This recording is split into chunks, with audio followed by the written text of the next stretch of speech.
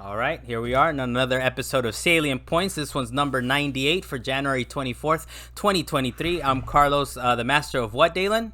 Master of tech decks. Tech decks, huh? Oh, the little skateboard, like the little, yeah. Dude, hey, every textbook. I saw everybody's face right now. Hey, every textbook was your playground. All right, you put the textbook on the table while you're trying to do your math, but not trying because you're over here with your tech deck, and you go with your fingers. It's just like, oh, I could do a kickflip. I could do it. Mine has a better grip than yours. Anyways, Carlos, Macias, master of tech decks. Thank you for joining me, Dalan Kirkwood from up in the mountains. I see that hat in the background. Nice little hat situation. Well, very much on a little mantle now. Dalan, are we sponsored by anyone this week? What are you thinking? There's the Nilla poking out. Some Nilla wafers poking out. Those are some old Nilla wafers. What do you got them around for? What are you trying to?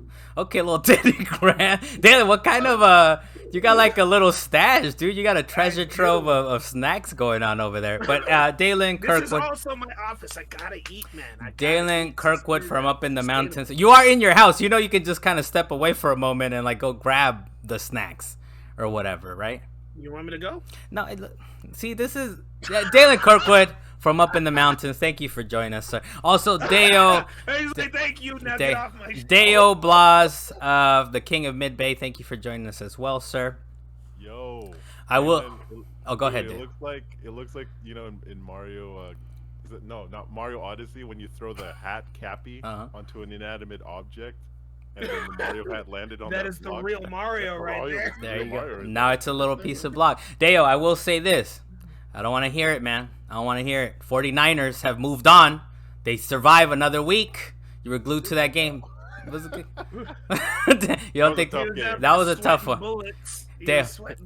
You were sweating bullets out there. It was a good game though. I liked it. It was defensive, The Dak Prescott is not that man. He is not that man. He is not that man. Cowboys fans were livid as fuck. They were just so pissed off at Dak. It was crazy. They're punching their own TVs and everything like that. Oh my God. They're running over their TVs. I like the one with the truck where the truck slides. The truck is sliding on the TV. So that's appropriate. But yeah, you are the resident 49ers fan. So I hope I hope they do well. Next, who are they playing? They're playing the Eagles? Is that Eagles, who? Baby. Oh, yeah, that's so going to be nice. Philly. Yeah, so it's an away game for us, and in Philly, it's pretty hard. So it's gonna be kind of nice, man. We also have from the void yet again, but he's still alive. We promise. This man is still alive. Luis Mendez on the wheels of steel. Thank you for joining us, sir. Yeah. Hey, where's the sign, Dalan? What sign? Oh, I haven't put it up yet. Hey, man, this whole neon light situation is very frustrating. But aside from the sign, I had to recently deal with people TPing my house. So okay, reasonable. And part of my roof was coming apart, so I had to nail that. I had to deal with real life. Dalan, so look, so people know that you're talking about your Sasha sign. Look, I said it on wax. I say it correct, Dalan. When we're off wax, I'll pronounce your name in wacky ways. But your Sasha sign, which is your tag on pretty much everything, right? On PlayStation and everything else, you're supposed to put that up. The TP stuff, I hear there's documentation of shadowy figures. So upload it, Dalan, and we'll link to the shadowy figures TPing your gnomes outside your house. All right, so we're hyped. It's on wax, Dalan. You're gonna put that up, right? You gotta put that up, right? Shadowy figures. I'll have to hit up Jeremiah about getting me that. Let's video. get that thing online, man. And we'll get some votes, whatever. We'll keep it wacky. The first thing we have on here, though, is Jet. Our ever so faithful listener. As you can comment, you can like, you can subscribe, anything you want to do on the YouTube, and you're probably gonna make it on the show. Jet said, "Wait, is that why my thermopaste isn't holding on my PS4 because I'm standing it up vertically?" First of all, I think he might have meant his PS5. But we did talk about it, and no one. Jet, look, go back and listen to the podcast, Jet, and Google some stuff because everyone is like, let's move on. And I think he meant PS5, right, Dalan? Can you help that man? First off, he meant thermal paste. Okay. He's got that thermopaste. Thermopaste. Yeah. But no, he's talking about his PS4 that's gonna take off like a jet engine. He asked me for some assistance. I re-thermal pasted it, but it didn't hold. I guess he rattled it around a little too hard, and I had to do it again like 2 or 3 weeks later. It shouldn't be 2 or 3 weeks. It should be like 2 or 3 years. Well, hey, the thermopaste is real, man. Thermopaste issues. Be careful with that thermopaste. Be careful with the thermopaste, as Jet put it up there. But we will talk about this next one. Jet said, "So I'm on the other side of this. I haven't played Last of Us yet. I'm going to watch the show, then play the game after each episode up to where the episode left off and watch it fresh with no expectations." By the way, because you wanted us to mention it, Dylan, we will be talking about The Last of Us episode 2. It's kind of in the postscript or the after show, whatever you want. We're going to clip it out. It'll be at the end of the show. Just be hyped for it. But we'll start with you, Dalan. What do you say to this man that he's going to play up to each episode? Is this what he's going to be up to? I feel that if you play it at that pace, you will never beat the game. You don't know if this show is going to be canceled. You don't know how long it's going to take for them to get through chapter 1 of season 1 of The Last of Us 1. So you just play the game. Shut up and play the game. I feel like they already even renewed it, Dalan, from what I understand. Luis, can you give us some... Maybe get through season 2, but that doesn't mean that he should wait for the show. He should just play the game. Yeah. And then compare it to the show. That's fair. He's in a tricky bind there. What I did, as an example, in the recent last month, when I was trying to, 7. It was 7. I'm playing up to each episode, but I did this for Shenmue. I played the 3 games before I watched the show, so I would say just play through the game and then go back and all right, cool, I remember that from the game, and it's a little different and whatnot. Luis, what would you say to this man about his strategy? Well, first and foremost, from what I've heard, the show hasn't been renewed, but it's very, very likely based off of the numbers they've seen from episode 1 and 2 so far. Yeah. So, because they basically, the director, oh man, his name escapes me right now, but the actual guy that directed Chernobyl, what's that? Oh, no, never mind. Well, Neil Druckmann even he directed the last episode 2. Yeah, he did. So they mentioned that the reason why they removed something that's in the game that's not in the show, basically, and they said if you guys want to see that, keep watching so we could maybe put it in season 2 kind of situation. Yeah. Is it Craig Mazin? Craig Mazin? That sounds right. I'm not 100% sure, but I've done this with not games to movies, but I've done this with books to movies sort of situations where I've read a book before I saw the movie, or if there was a TV show on, like I did this with the show Big Little Lies, where I was kind of watching the show and then reading the book up to the point where the show was, and then waiting for next week and watching. So I mean, it's fine. I think it's okay. Let the man do what he wants, man. Let him. That's the key. I thought you were gonna give him a definitive answer, man. Like, just let him do whatever he wants. The thing I will say, because they have mentioned that they can take very creative liberties with this show, and they have mentioned that there might be kind of time jumps between the game 2 and 1. So maybe there could be some worries that there'll be some weird things kind of spoiled for him when they shouldn't be spoiled yet. Okay. So be careful of that, Jet. Yeah, Jet, just be careful out there. Dale, what do you think, man, before we get to our big news out here? I think that's interesting what he's doing. I have no, objections to what he's doing. I think it'd be really interesting. But like Louis I have no opinion. Yeah, but what like Louis says, like they're already changing certain things of the story. And so if he gets to a point where like there's a deviation in the TV show versus like the game, then he might get spoiled, or he might lose a lot of content or context to what happens in the game. So there's that risk, but it's exciting for him, I suppose, since he hasn't even seen any of this stuff. Look, I played a 1-to-1. Look, I played through games in weird ways as well. So Jet, okay, Luis, whatever, man, let him do what he wants. But Jet, just play through the games, man. It's been since 2013. You haven't played these games. What's going on, man? But do what you want at the same time. Don't let these men mandate how you play this game. Don't let us say anything, all right? Hey, look, so I did try the little Twitter feature. I don't know if I'll be doing this more. I kind of like it. I was forced off a tweet bot. This is why I'm on the official Twitter app. It's trashboy.com. I'm going to say that. It's terrible. But look, the Tweetbot threw in the towel. They said, we are not messing with this. So I'm forced to be on official Twitter app. So I'm messing with these polls. I did put a poll up. It's my poll question was, how quickly does Sony forget about PlayStation VR2 and move on to fall promotions? I put as the options was launch window, 3 months, 6 months, 9 months. 3 months got the most at 38%, then 9 months at 31%, launch window at 23%, 8% at 6 months. It's a little wacky answers. I understand that, but I like 3 months seems about correct. I feel 3 months. Sony puts this thing out there. Thank you, Carlos, for spending $600 plus. And then 3 months says, all right, what are we releasing in the fall, guys? Spider-Man 2 is right up our alley. Fuck PSVR 2. So 3 months sounds about right. Luis, what do you think, man? Yeah, so I feel like it might be less than this, but I did give them the benefit of the doubt and selected 9 months in your poll. Okay. Just because I feel like they will sort of do the big sort of launch window. Mm-hmm. Then, their fall releases come out and whatnot, and then they kind of come back and, oh, by the way, there's another title kind of circling around. So I think there will be sort of I have faith. Maybe this is not not coming from a place where I should kind of pull this faith from. Yeah. But I feel like they might have learned from their lessons and be like, let's kind of try to have this cycle where there's, maybe 1 or 2 titles sort of circling around every few months, every half year or something like that. So we'll see. We will definitely see. $600 is worth it. It's gonna be rough, but I already know, man. I already know. Whatever. I'm gonna drop the change, and I'm gonna have fun with it for a month or two. I'm committed. Everyone else is grabbing one. Dale, the GT7 Gran Turismo 7 hype, is it strong enough for you to grab it or no? Okay.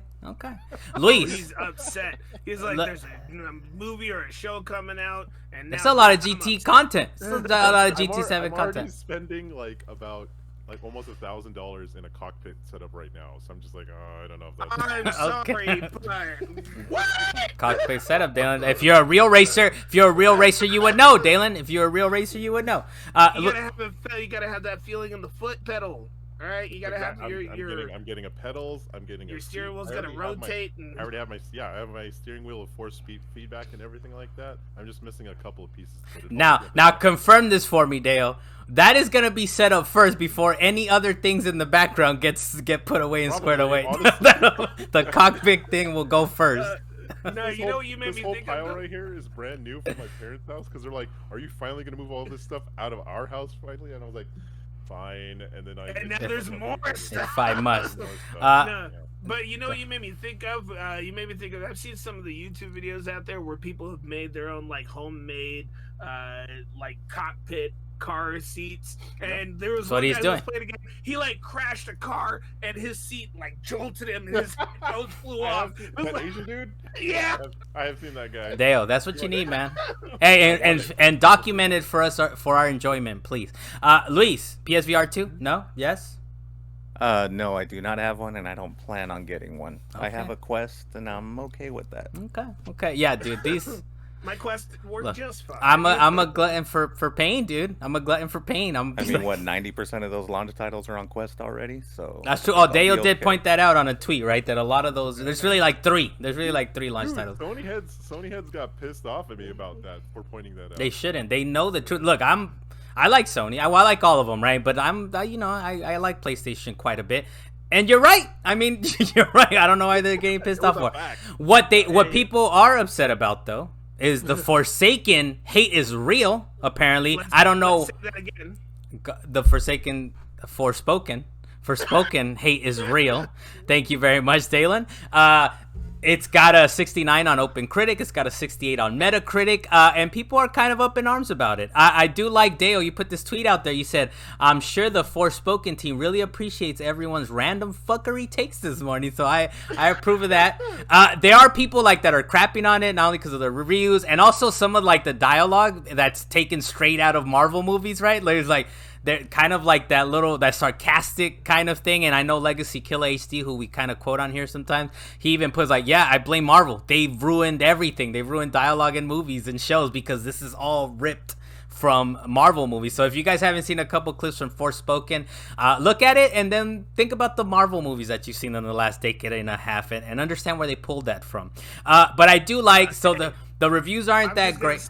Go ahead, Dalan. Because you brought it up, I just want to say Near Replicant has been doing that. has been doing all the wacky. The whole, the Don't whole be dialogue thing. Like the impromptu kind of like on the cuff kind of talking. Yes, the whole Dalan. time. Dalan, so last time I'll let you interrupt me like that to bring up Nier Automata with 25 endings, Dalan. I don't need to hear about Nier Automata every week, Dalan. Replicant 2.137859. You don't even know the numbers. You don't even know the numbers, Dalan. You don't even know how they go. Dalan, they don't even go here, man. Anyways, Forspoken. Forspoken. I'm about to tell you like Luis told you last week. Can you, Dalan, mute your mic, man? Luis straight up said, Dalan, mute your mic.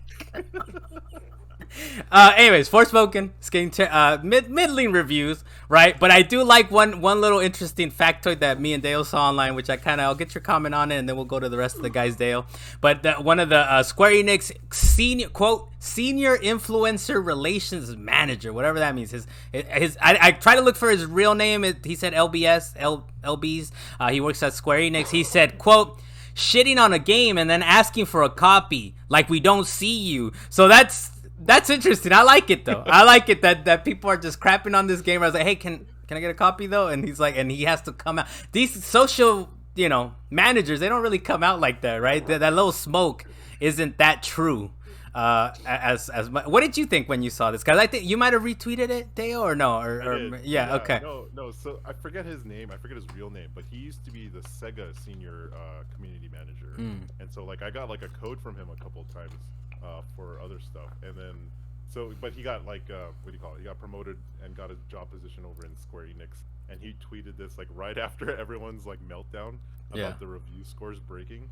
And so, like, I was dying because I was like, dude, seriously, if I was in your position too, and I saw all the hate and all the vitriol, it's not even about the game. Like, some of it's about the racism and the about surrounding the game, or like the terrible dialogue or something. It's not even like the actual thing of what like the developers made. Like, I'm sure they're super confused and be like, why is everyone making this super controversial? We just wanted to make like a fantasy game. Yeah. Which look, I'm getting this game the next couple of days. I'll be playing. I'll have some impressions for you guys next week. But it is one of those things where it's like, and honestly, it seems like the hate is, I mean, the reviews are what they are, but then for people to just pile on like that and stuff, it's a little wild and out of control. You wouldn't have come out and have made the statement like this man, though, or would you have? Dale. If I was a man, you're a little wacky. You're a little wacky. I probably would have. You're a little wacky. Now, I will say this. Besides all that, and here's my tweet, send tweet, and then here's my resignation. Hey, here's my resignation. I've seen enough. I will say this though. There's a demo out there. Dalan, I know you played the demo of this game, right? And that's all you needed, right? You didn't need the reviews. You didn't need like people just shitting on it online and keep asking for a copy. I see you. You didn't need none of that. You played the demo. What? Dalan's view is interesting because he's on the internet, but he doesn't play around with the internet. So he's totally insulated.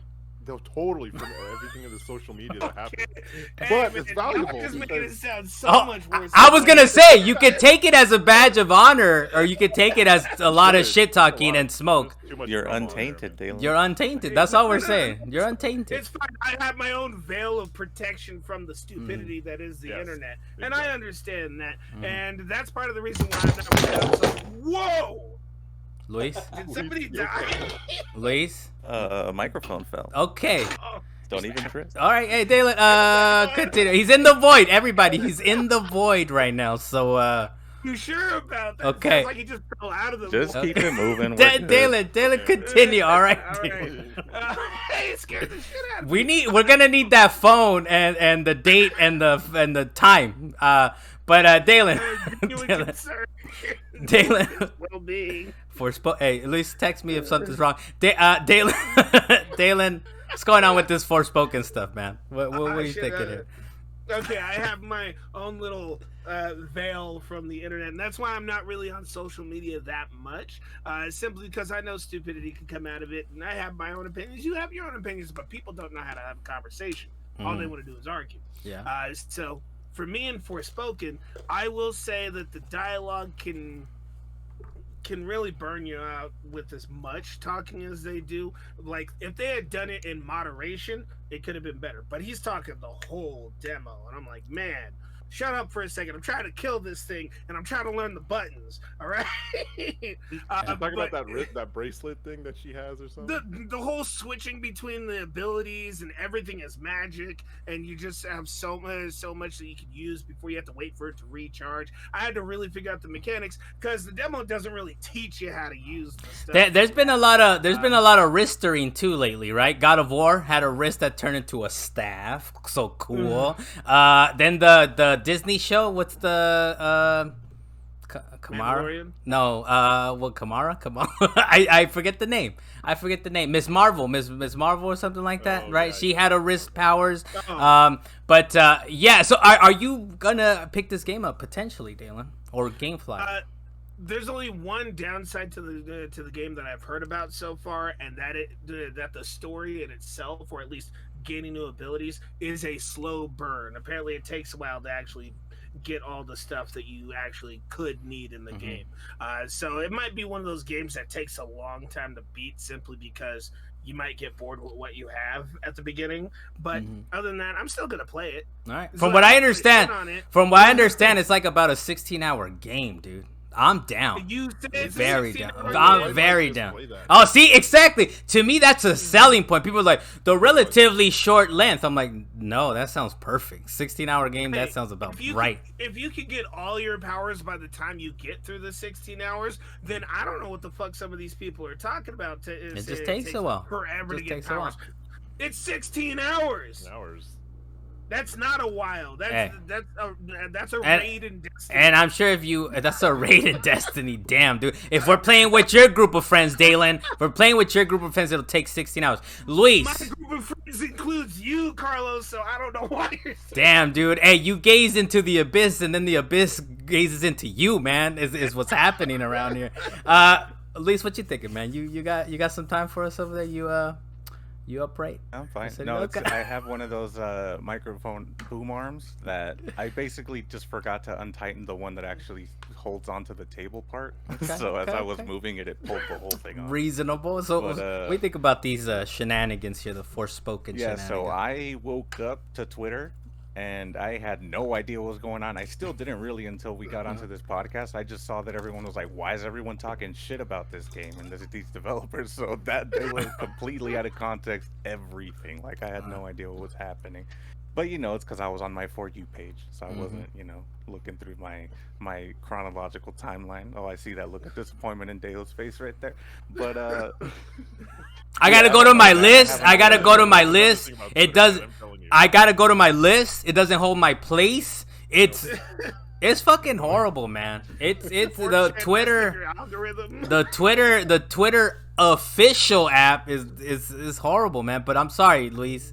Please continue, man. One more thing though, that I feel like at this point, people that are into this sort of high fantasy genre, these like fantasy RPGs or whatever, they should kind of know better at this point, right? To like, they've experienced disappointment for decades at this point. So like, why is everyone tripping out?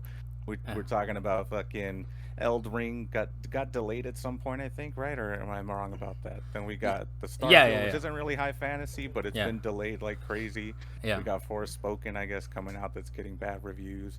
And so I don't know. I think at this point it's kind of on you if you're really if we're talking specifically about the game. Like I said, if you're disappointed about the game or the gameplay, but when they're adding sort of these politics, like Dale was saying, that doesn't necessarily have anything to do with the game, that's kind of different. I don't know why they're focusing on that so much. Yeah, so we'll see. Forspoken will have some impressions. Dalen, at some point you'll play it. I'll play. I'll probably have some impressions next week, and we'll give you the true impressions. We'll give you the true We.com's impressions out here. The next thing. You need to re-up my GameFly subscription. Okay, Dalen, that sounds like a personal problem. We can speak on that, off the record, but that's fine. The next thing, there's a lot of layoffs this past week. Microsoft laid off 10,000 people. Phil Spencer said that the layoffs, quote unquote, hurt in an email to staff. Google laid off 12,000 people. Riot Games, 46. That's still quite a bit. That's still quite a bit of people getting laid off. And then Vox Media, Fandom, they just bought GameSpot and Giant Bomb. They laid off a few folks as well. Dan Stapleson did say this of the layoffs. He said, the way layoffs happen makes no sense to anyone who isn't a creature of the stock market. It all seems so short-sighted, sacrificing so many livelihoods and so much of what's been built up for years just to make share prices go a little higher. Luis, you're in the industry. You're our inside source. Nothing too revealing, I think. We ain't trying to get you be part of these layoffs or nothing. But do you have some insight, I suppose, as to, is it really just kind of stock market stuff where, all right, let's jack up our stock prices. How do we do it? Oh, we get rid of people, 10,000 people, 12,000 people, and that makes our stock go up because the revenues look a little nicer. Yeah, they have more cash flow at that point, I guess. But this is the first time I'm part of a large company that's actually like public. So I haven't really experienced that, but I have been on both sides of layoffs, where I've been laid off and I've seen constant people being laid off at companies while I've been there. And it sucks because it's completely out of the control of the people that are doing the work, like people that are actually on the box and like creating the applications, game documents and all that stuff. It all has to do with higher ups and like the decisions that they have made, and then they reach some point where they're like, oh damn, we fucked up, so what do we do? I guess we just let this team go because we hired too quickly and we realized we don't need them anymore, or something like that, So yeah, it sucks. It all has to do with them just following the trail of breadcrumbs that leads to the big cash flow. Yeah, that's kind of part of the problem, right? Sometimes that they're like, yeah, we're gonna need 100 people, sure, at 150K or how, whatever the averages are that they pay, right? And then they're like, oh shit, there's a lot of money going out, and we just shut down Stadia right now, so that's not gonna be around anymore, kind of thing. So sometimes it's a combination of different things, right? As far as like, and how you were saying, like, there's your company now publicly traded and all that. So it's unfortunate. It's kind of like one of those kind of like casualties, right? That it's like they probably should know better. They should be better, right? But they're not. I mean, we just talked about, what is it, a few months ago about the G4 TV stuff. It's like, what is the need also for some, like G4 TV? Who wanted it back? Dalan didn't even know what G4 TV was. But okay, Dalan, I just wanted that reaction. What do you think about this, Dalan? What did you think about this, Dalan? Well, when I first saw it, I was like, why are we talking about layoffs again? But it's one of those things that it's been an ongoing issue for way too many years. And I'm not just talking about in the past 10, 15 years. I'm talking like the past 100 years. The fact is, people always get laid off. Past 100 years, aren't they? Past century. Hey, it's way farther than that. Let the man cook. Okay, Dalan, my bad. Continue. The fact is that no matter how much we try and change the culture, or as much as we try to improve the businesses and try and make sure that everybody succeeds, you just never know what people are gonna like falter on, and then everybody's gonna be like, nope, we're gonna walk away from that. CEOs are like, they're walking away. Now we gotta drop people. This ain't working. We're dropping people. It's just they're business decisions from way on high that they don't even take the time to talk to their actual employees to see what they could even change to try and save their jobs. They just make the executive decision to say, nope, you guys are leaving. We're like, damn. Well, and kind of like what Luis was talking about is kind of like sometimes it's not even necessarily implemented by the people that are on the ground, right? It's people like above all of them, right? Like there's one example actually that they try to kind of involve the on the ground people, right? There's an example at Blizzard that they actually have like a ranking system, and actually one of their leads, Brian Birmingham, quit because he was like, I will not be under ranking people. Like, I think they have like a system where they quote unquote put someone as developing, and he's like, that person's an excellent software programmer or whatever, whatever their job title was. And he was like, why do you want me to give him a developing and like a lower rating? And it made him quit. Have you heard, what are your thoughts on this one, Lisa? And then we'll get to Dale's thoughts on Halo layoffs here. I don't know too much about that, honestly, aside from that he quit because of that. Mm-hmm. If that's the case, though, I would assume there's something that led up to that point where he was like, this is the last straw. Like, I'm not going to do this anymore. So it seems like a larger issue that we have been seeing in the past few years as of late with Blizzard that the culture has been sort of tainted for the past 15, 20 years or something. So yeah, hopefully they kind of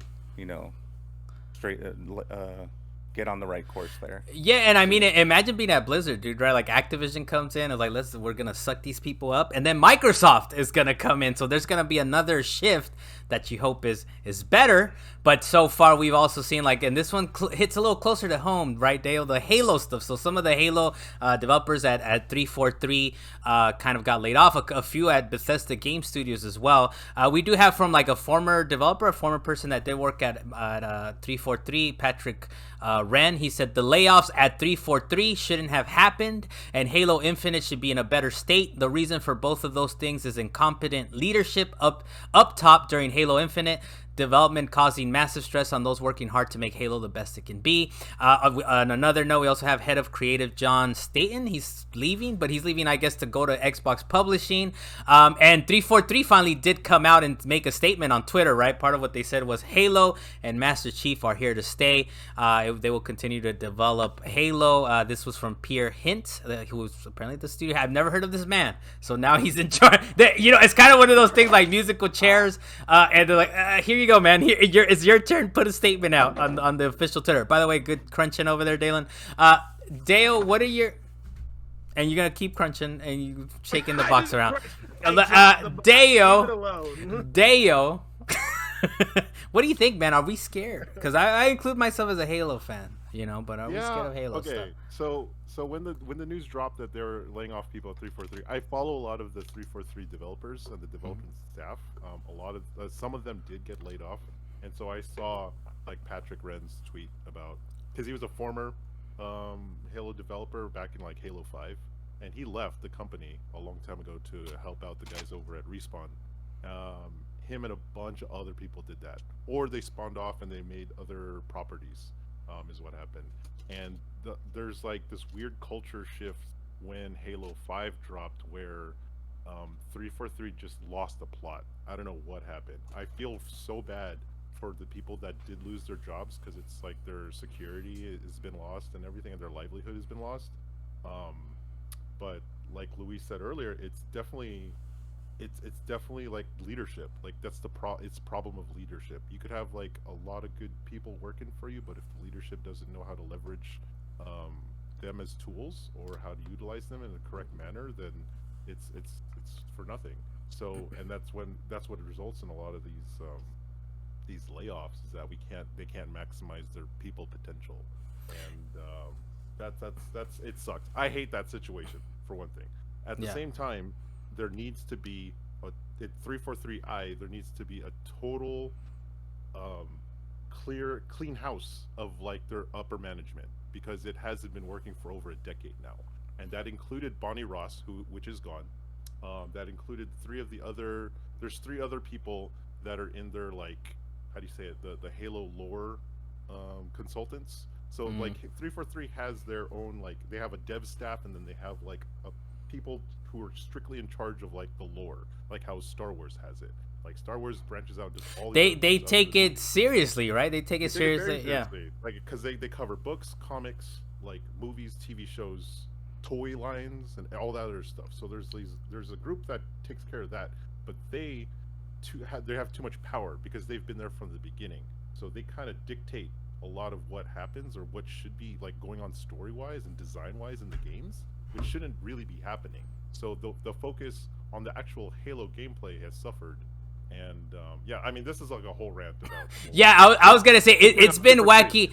It's been wacky for a while. This is just kind of the latest thing at 343, right? Yeah, there are two corrections I do want to make on the rundown that you have. Oh, sure. You say that Joe Staten is reportedly leaving to go to Xbox Publishing. Joe Staten has always been in Xbox Publishing. He was just on loan to 343 to help with the launch. Oh, so he's kind of like going back to his original role. Yeah, right. Okay, gotcha. And then Pierre Heinz, studio head, so he was promoted for the Halo Master Chief Collection. So he's the one that revamped and saved the Master Chief Collection to the garbage piece of shit it was. And made it the trash boy. The trash boy. Right now, it's one of the best compilation games you could ever buy. so at a really good price, and that's on a bunch of platforms. That it's one of those things where they've corrected the ship in a lot of ways, dude. It was one of my top 5 games, Halo Infinite. And I know it was just like the campaign. To me, it was like it literally was the promise of Halo Combat Evolved. Like to me, it was like this is what you if you go back to play Combat Evolved, it's kind of like it's a little like you were free in 2001. But in 2023, it's another story. It's another story where Halo Infinite was like, let's right this ship. So it's an ongoing saga, but it seems like people care. It seems like people are caring, and we hope they're given that chance. Halo is such a beloved franchise that changed so many things in the industry that I can't believe like Microsoft like got it, have spearheaded it this far, but like not with at the same time not doing really anything with it. It hasn't been as like genre defying or like top 10 like global sales for like the longest time, and that's what hurts them. I don't think they'll ever sell it, but what I do think, like this is a little bit conspiracy theory going on right now, 343 Industries will probably not develop its own Halo game anymore. What they'll do is that they're going to be its own Halo publisher, so they'll publish like the books, movies, games, whatever, blah blah blah. And then they'll give the franchise to another studio, and there's plenty of studios within Microsoft that could produce a competent first-person shooter, and that I'm talking about like single player. I like it's this like Star Wars, because I've seen what happens to Star Wars. We got Battlefront 1 and 2, and I'm not saying it's the best way to do it, but I'm pretty sure they just did this because they're either gonna do a corporate restructuring, which I think what's going to be happening right now, and Pierre Heinz, the studio, has said that he wants to change a lot of the culture and a lot of the hiring practices that go on in the studio, because a lot of the people that worked on Halo Infinite were contract workers, so they only worked for like a 1-year or 2-year development cycle or something, and then they left. Even though they wanted to stay and help produce this like great game, they couldn't, just because like that's how Microsoft and a lot of these other software like Silicon Valley guys like just do it that way. Yeah, it's one of those things like I hearing you talk about it's like a lack of care, a lack of care for Microsoft, for their baby, for their baby coming out into the world in 2001 and changing the world. But I'm sure we'll have plenty more to say on that, and we'll be tracking that. But I did want to say one more thing as far as like layoffs. It's like, okay, Dalan. I just wanted to say, if you want to save that story, give it to Hideo Kojima. Ooh, a little Halo by Hideo Kojima, the auteur known as Hideo Kojima. All you see is his name pop up in the. I was like, oh damn. Okay, yeah, Master Chief going through a tunnel trying to save the baby. That's what I'm talking about. You give it to Hideo, you have a golden ticket right there. That's all. I mean, I'll play it. And I'm sure we'll hear all the fans being pissed about, Hideo doesn't know first-person shooters. And it's like, well, 343 might not know first-person shooters either. One more thing on layoffs, real quick. I know at Little Dova said he was thinking about Satoru Iwata. He said he remembers kind of what Satoru Iwata did back in the day. He's kind of he's passed away now for a few years, but he said, quote, I sincerely doubt, this is what Satoru Iwata said, I sincerely doubt employees who fear that they may be laid off will be able to develop software titles that could impress people around the world. And Little Dova said that he and other board members took a 50% pay cut when Nintendo was underperforming. So and I'm sure these guys had the treasure trove. I'm sure they had built up from DS and Game Boy and all that time, and he's like, we're gonna take a 50% pay cut. But you don't see nobody around these parts, all these CEOs talking about that, getting a pay cut like that. $2 million a day to $1 million a day. That's also fair. No. That is also entirely fair, Dylan. But look, these other guys don't even do that, right? They don't even do that. Luis, what do you think about that, man? Yeah, to his statement there, I have been on that side, like I kind of mentioned, where I was at a company and I was fortunate enough that I wasn't the one being laid off, but I kept seeing everyone around me drop like flies on other teams. And it does add this sort of dark, negative energy, like everywhere, every time you come into work, where you're just like who's gonna get laid off today? It was honestly that bad. Roads around here. There's no job security. So you kind of, like he said, you don't necessarily feel like putting your 100% into things, because at any day you could kind of just get axed. And I was lucky that at one point, everyone had been seeing the writing. This was for like a year. where I'm saying every month, every other month, there was like teams getting let go. So at around a year later, I I jumped ship. I went to another company. 3 months later, my entire team was let go. So it's like it's Yeah. rough, man. It stinks. It's rough out there. And throughout the entire time, we're seeing the company swallow up all these other companies, thinking that, oh, this is going to be our golden ticket. So Yeah. we'll just buy this company. We'll buy this company. We'll buy this Yeah. company, until eventually they have all this huge overhead and they have to start letting those people go, the companies that they just acquired. So Yeah. yeah, man, it's all it's all those higher ups making decisions like that, or like he just made here, where they're like, we'll just take a pay cut and hopefully, until we kind of right the ship, and then we'll go ahead and get our money back. So Yeah, that's kind of how they work. And I hope you don't mind me saying this, Luis, but at some point, yeah, I've had conversations with you when you've kind of been, in between jobs or whatever, and I think I remember there was a point where you're like, dude, I gotta go flip burgers at Wendy's or something. Right? Or and I was like, don't do it, don't do it. I'm like, don't do it, Luis. Don't do it, man. Don't do the it. last layoff was I heavily considered throwing in the towel, because it's just such a difficult so industry to be in. Yeah. Like I was saying, that company, and then I went to the company I went to wasn't even like I had secured this huge gig. It was a 6-month contract, but it was better than what I was doing over there. Yeah. The company I went to after that, eventually the entire team I was with got let go. The whole department just got axed from the company.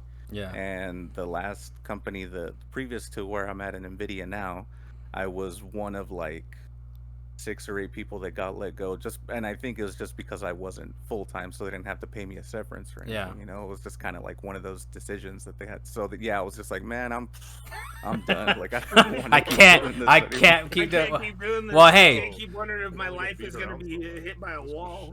hey, well, look, Luis, we wish you kind of all the luck, man. And look, if you need to be like, I can't speak on that, that's all right. Even though when I'm kind of like, sometimes that we will have our little conversations, I'm like, Luis, tell me about this. Like, I can't. I'm like, damn, you can't tell me shit. All right, that's fine. The next thing.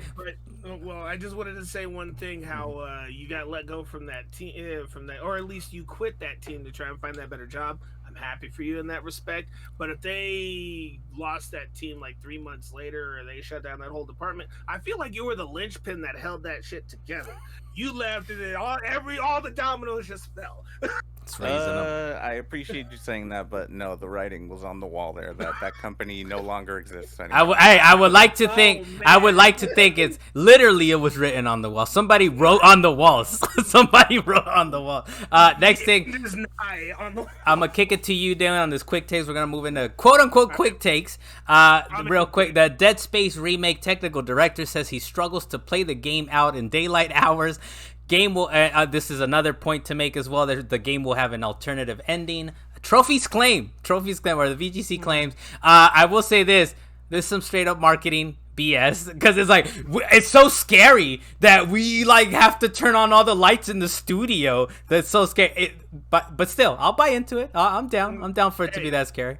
No, go play Phasmophobia, and we'll see who's scared later. But as for this whole thing and the alternate endings and the trophies, these are the things that make me say, "Damn, I already beat this game once, but I might have to go back and play it." Oh, I'm in, dude. I'm in. I don't know if GameFly will get it to me on time. I gotta do some. I got the money and the banking and the savings and all that stuff. So I don't know. I might have to buy it. I might have to outright buy it. Yeah, my bank account is set up. Yeah, I might not be able to GameFly it or whatever, because it's not. I didn't figure it out on time. But I'm down. And also, this is one of those games like I did with The Last of Us Part 1. I know you guys won't like to hear it, but I put all the accessibility options on. I put that thing on easy. I was like, let me grab these trophies. Let me go for it. So I'm going to be day one on Dead Space Remake trying to grab all the trophies. Next thing on here we got coming up, Spider-Man 2 is coming out this year. One of the game's star, he says it's going to be massive and astonishing. I'm hyped. I know you guys are hyped. Yuri Lowenthal is one of the actors on the game. He said, quote, "It's a massive game, so I'm still doing a little bit of work. I know they're confident about the release date, and Insomniac has always been good about that. Obviously, I can't talk about the game much, but I will tell you that it's astonishing. I'm so excited for you to play it. They know they've got big shoes to fill from the last 2 games, and they've done it. I just can't wait for people to play it." Dale, how hyped are you about Spider-Man 2 coming out this year? I'm so hyped. Oh my god. Oh, jeez. Okay, Dale. Wait, okay, hold on. Is Yuri Lowenthal? Is he Peter Parker? Is that the guy like they replaced to be the new Peter Parker? You know what I'm talking about? I think So so. you're talking about when they revamped his face? Yeah, Yeah. the I'm whole not like, sure. yeah, yeah. If it is that guy, then that means like they're recording all of it, which is like the last part of like a dev, right? So like you're recording the audio and stuff. Yeah. So it's happening. I think it's they're definitely gonna hit their target. Yeah. And but I'm super excited. I'm gonna go media blackout on this one.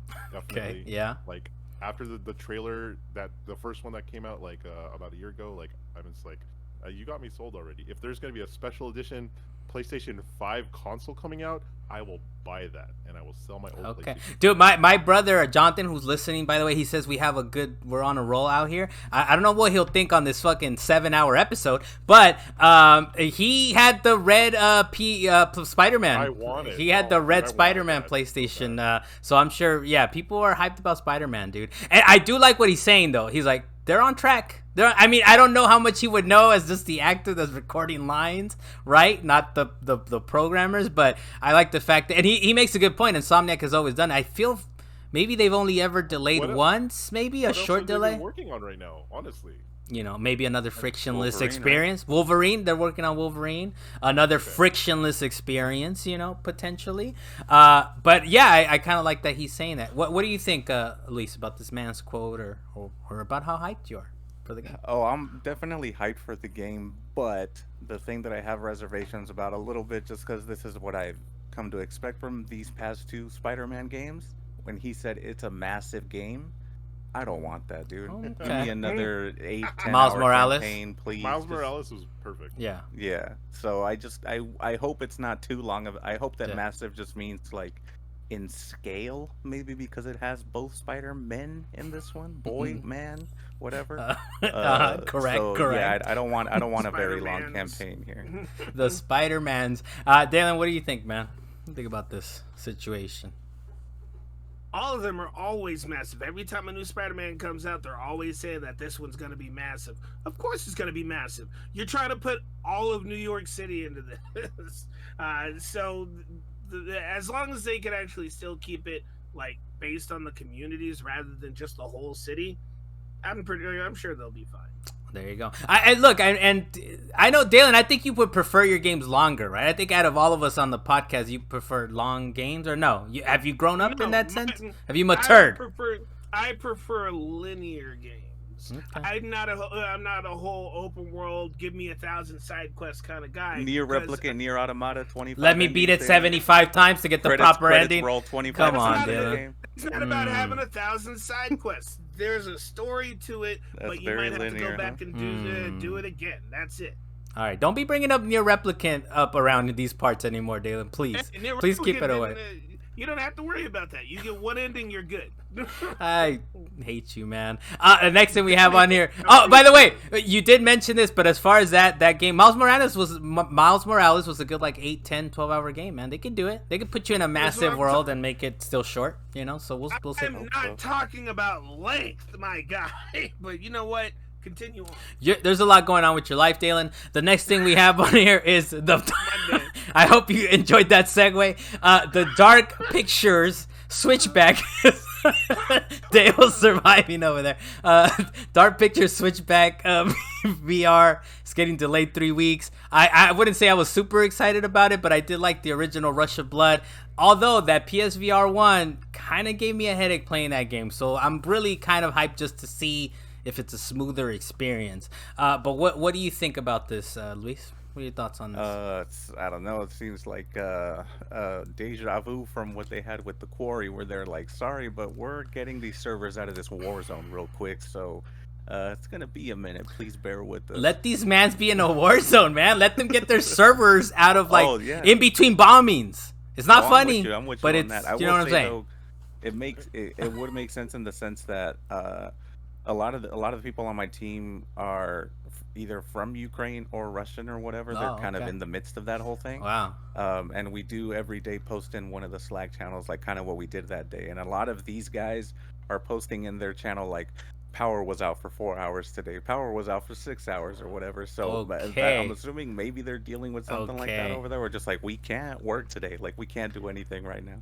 So hopefully they get everything out in time. Or, I had to disassemble a landmine today.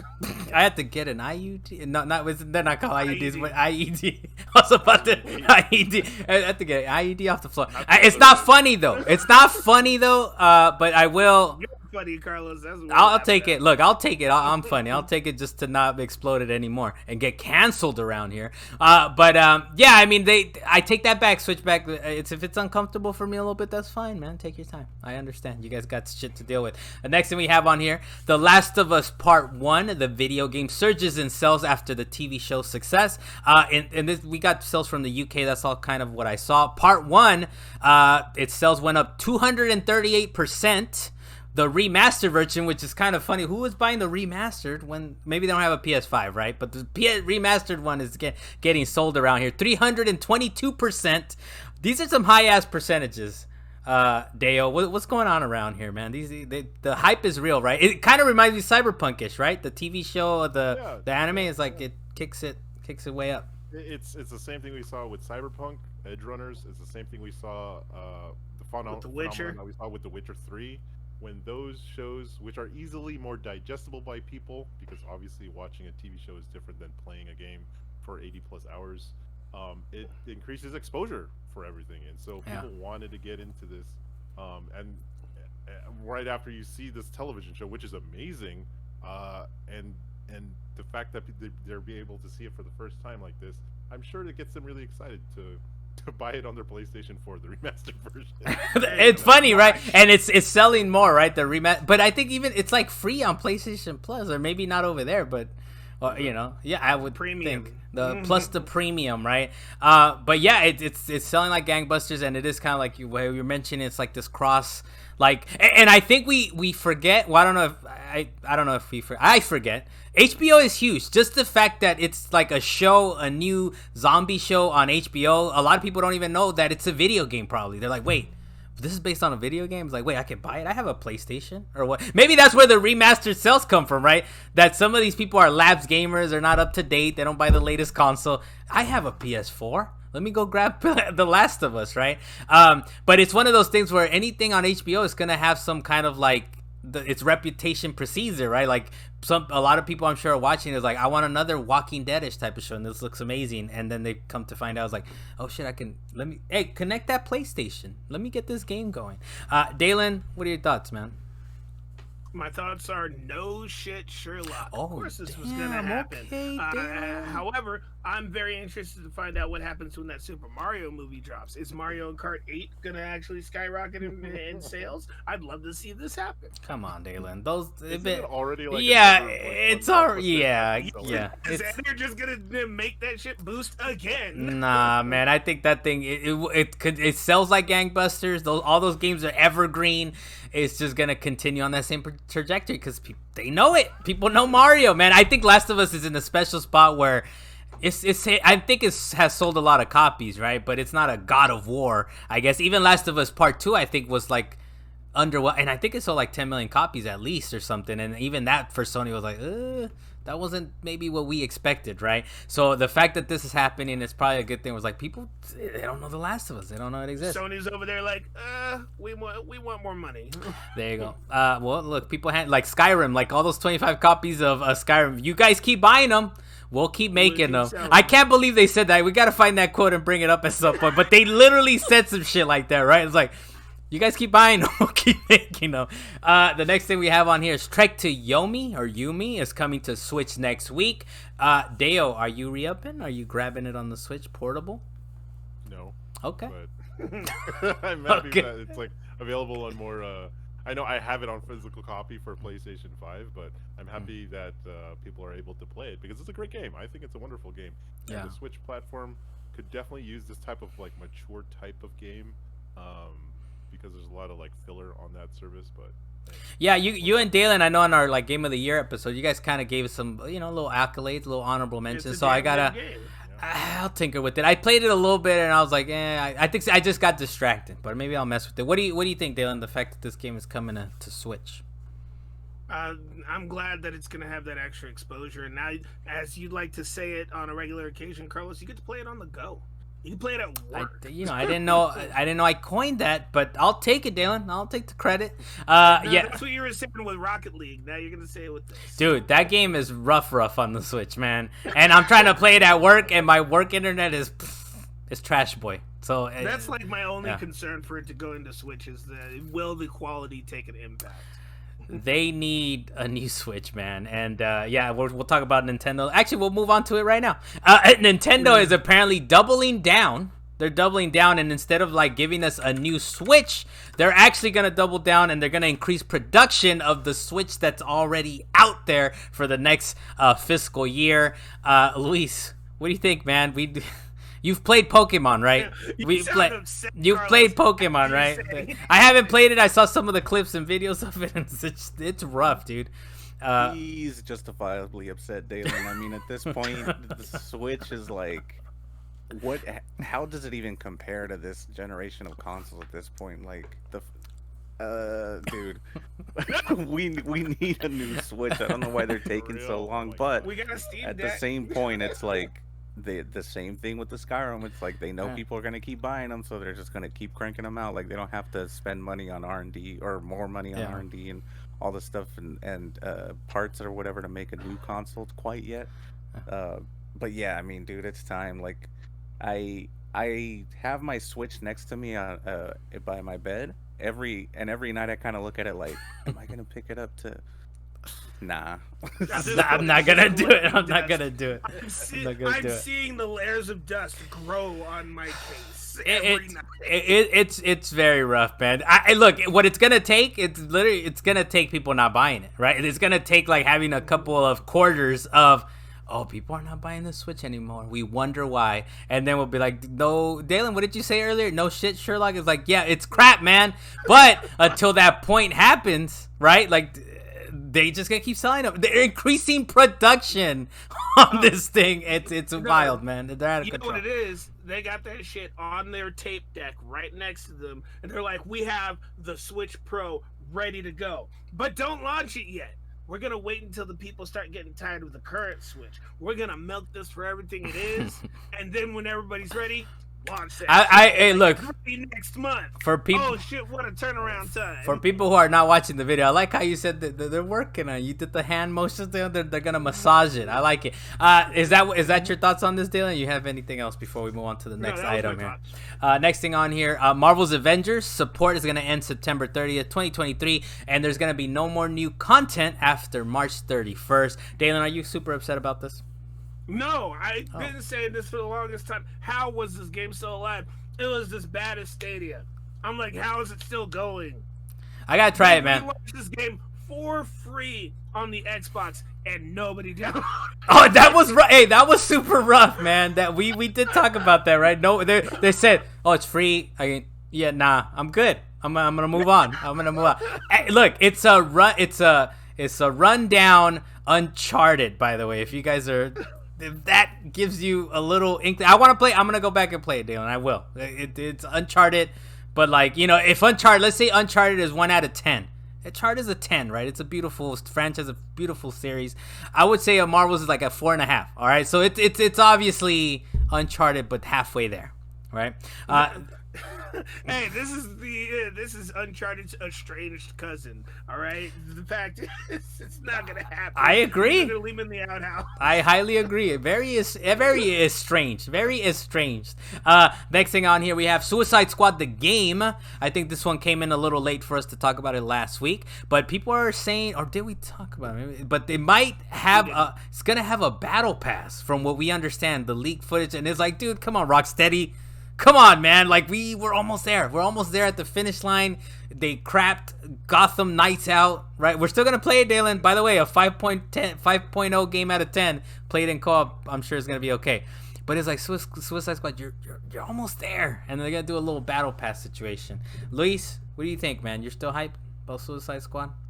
Yeah, I don't care about a battle pass, man. I mean, you don't have to do anything with it. You don't have to give them $10-15 per season or whatever. It's all cosmetic anyway at this point. And I don't know why anyone's really surprised by any game at this point. having a battle pass or anything similar to that of like basically just cosmetic items is what it's going to turn out to be like. So I mean, whatever. If you don't want to, if you don't like it, if you don't want it, you don't have to buy it, and you just keep playing the game, and you'll be fine. We'll see. There's a couple things already this year that I feel like are gonna make me upset that I hope don't. And like this battle pass thing. Look, if they do what like you're saying, $100 for a Destiny pass. I'm buying it, man. I got a kitty for it. Like Glad you're there.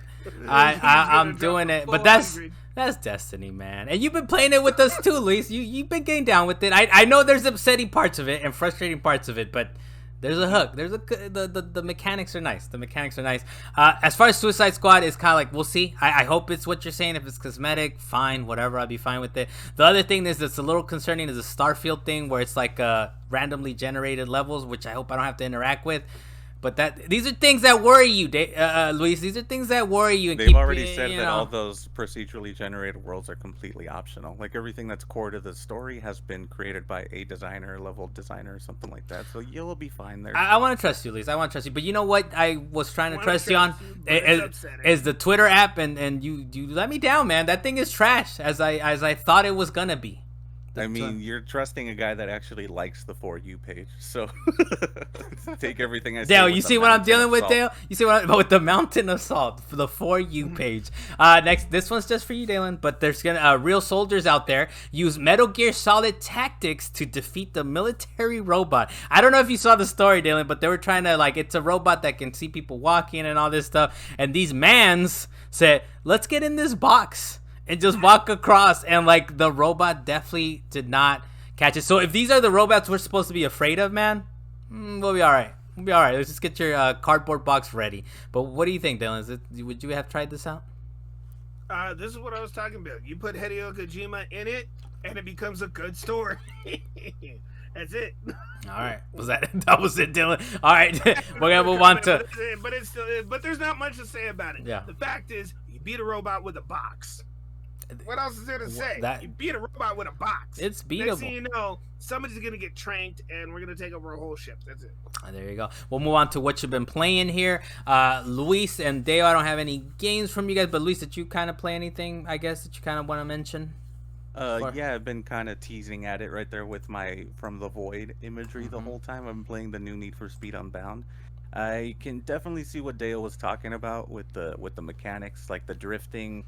It slows you down to a crawl, man. Like you trying to get your boost, it feels like, why are you even doing this? Like, why does this mechanic exist?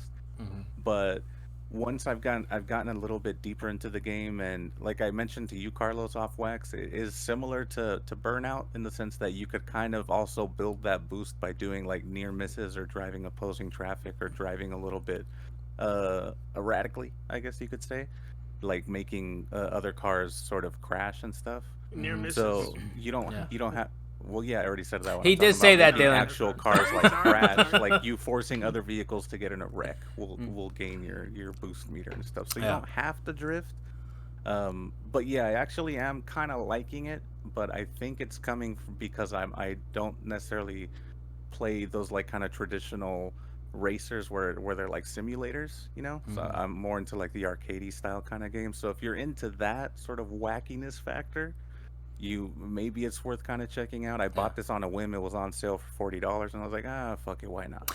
Luis, I've actually been kind of enjoying it. It's installed. Whimsical, Luis, whimsical.com. Luis, I have that game installed. You're on PS5, by the way? Yeah. Okay. Maybe we could tinker with it or something. But it's definitely installed. I've had that thing since December from GameFly, man. December 1st, I just looked at it. I was like, what have I been playing? It's like, oh yeah, we were catching up on games. We were playing all these games for Game of the Year stuff. So I'm finally Unbound a little bit. You know, I hope you enjoyed that little phrasing. It's installed. I'm gonna tinker with it. Maybe we can get a little multiplayer going. Anything else? Anything else, by the way? Or is yeah, one of the core mechanics to the game, which is that heat meter that Dale mentioned, where basically every race you do, you kind of can or cannot get some sort of heat from the cops on you, and because you kind of have to travel from one race to the next or to your safe houses, you can risk running into police officers that are kind of just on the road. Once you get that heat meter up to like 2.5, once you get to even worse 3 or 4, you're kind of fucked, man. Like it actually gets annoying at that point. You're like, oh my god, like they have like helicopters and everything. Yeah, and so it kind of becomes annoying at that point, to which is where I guess that comes in the game. You kind of get these side quests that come in out of nowhere, and if you take one person from point A to point B, you can unlock another safe house, so you kind of get them scattered across the map.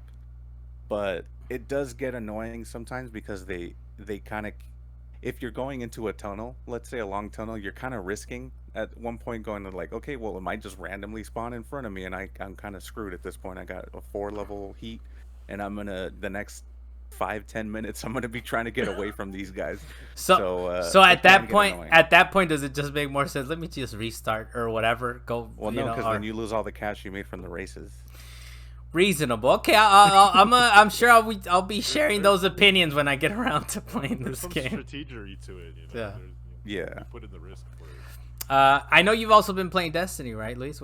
How you been feeling about that? You've been a little more deeper because you actually, we know when one of us is into a game, right? Because we'll invite others into like, you want to play Destiny? Or you want to play whatever X game? So I think the other day you're like, are we playing Destiny? So. Are you into it? Yeah, I'm into it, but it is the same gripe I've had from day one with Destiny. Is I gotta Google fucking everything to advance in that game, and it's so annoying. This shit does not tell me nothing. And then even worse, there's some points where you get to a point where a quest is just bugged out. Like I had a quest that I completed, and I wasted tons and tons of materials trying to get this quest to complete, and it ended up just being bugged out. So I searched the internet for like a week. Finally found a fix a day or two ago, and I started advancing that quest line. I basically had to reshape the same weapon again, then reshape it without any modifications, while I had the other one equipped that already had those mods, and then the quest would advance. It's very reasonable. It's very reasonable out there. But yeah, I'm in there, trying to get my exotics and leveling up my light level. I'm like 40 or so behind you and Dalan, so we got to get into something fun, man, to a dungeon or something, or maybe a raid or something with a good group. Well, to start with, let's get those dungeons done because we still have Duality and the Spire of whatever, and none of us have completed either of those dungeons. Let's mess with it. Let's have you having some fun, Luis. Let's have you having some fun. Dale, what have you been playing, sir?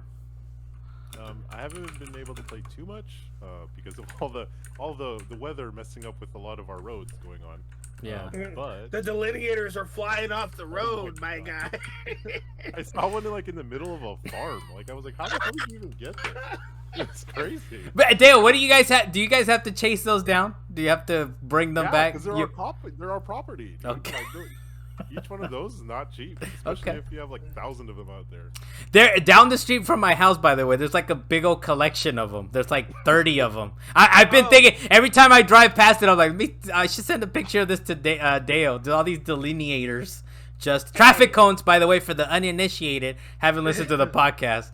Delineators equal traffic cones. No, I do want to say this because I saw some, because I live up the mountain, the road going down the mountain, there's these metal dividers. They're like flimsy steel with wooden posts, but they do their job in making sure that, the cars the guardrails? Yeah, the guardrails in the center of the road.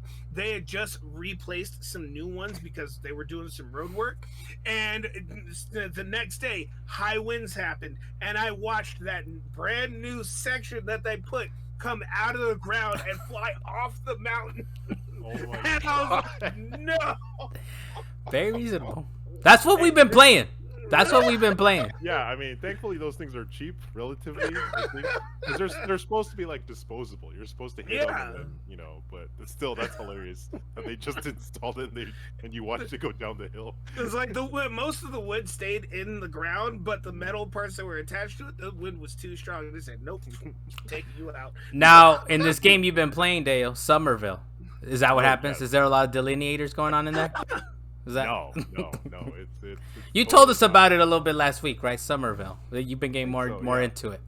Yeah, so I've been playing it off and on Game Pass, and so I have it on. I was playing it on my TV, and I've been playing it on my computer and on my my Steam Deck. So But the worst place to play it is funnily enough on my TV because I'm so far away from the TV, and the game is so dark, and the camera is so zoomed out from like the character that you're controlling that I can't see shit. Like it's awful. Like it hurts my eyes looking at it. And then just put on your goggles and sit right up against the TV. No, there you go. I just want to sleep on the couch and just chill out, and chill out with the game. But I don't know. It's much better on the Steam Deck and my PC because you're so the monitor is so close to your. What kind of game is it again? It's like it's from the guys that made Inside and. Oh, okay. I gotta tinker with this. I gotta mess with this. But it's not as user friendly, and you're saying it's kind of dark. It's not a platformer or nothing like that. It's really weird. Like I thought they would, they've kind of mastered that kind of puzzle solving kind of dark issue, like with the last game. And the last game's kind of hilarious in how it does it. But this game is completely different on how it presents the character and the world that it's in. It's a super sci-fi, like aliens come to Earth and try to dominate stuff. It's always kind of a little upsetting when they do that. I know developers, they get bored or they want to make something more complicated or whatever it is, but it's like, this is what I like from you guys. Like the Bastion guys. The Bastion guys went on to make like wackier stuff. I'm like, I don't like it as much. So I don't, The thing that kills me about this one, like the thing I liked about Inside and the previous game was that like it was very easy to control because you're just on a 2D plane. But it's a 3D game, and you could tell where you're supposed to be going, and you could tell where the boundaries are for certain maps and areas that you're supposed to be exploring. In this game, they kind of like open up areas, so like it looks like in a far off distance you're not supposed to go there, but then you are supposed to go there. And like the controls for the character are super clunky. Like I don't know why they messed that up. Inside was really easy. Like like Inside reminded me of that other horror game, Carrion, where it's like very flowy and you can control the character. A super weird game. Super weird. I know. I talked about it on the show. I talked about it a few weeks ago. Like this game feels like when you first started Red Dead Redemption 2, and like how like clunky the controls feel compared to what the animations are happening on the screen. So it feels like that. There's like a little weight that you're shifting around. There's like a little weight that you're shifting. But I mean, Limbo and Inside, they weren't like necessarily the best, playing the sharpest, like super reactive games. But this is taking it a next step, I guess, is from what you're saying. Well, compared to like the production value of this game compared to the other games, this one's much higher. And so like you would think that they would refine the controls to match like the visuals and the sound design going on. So okay, so hey, I gotta tinker with it, man, because and it's on Game Pass, right?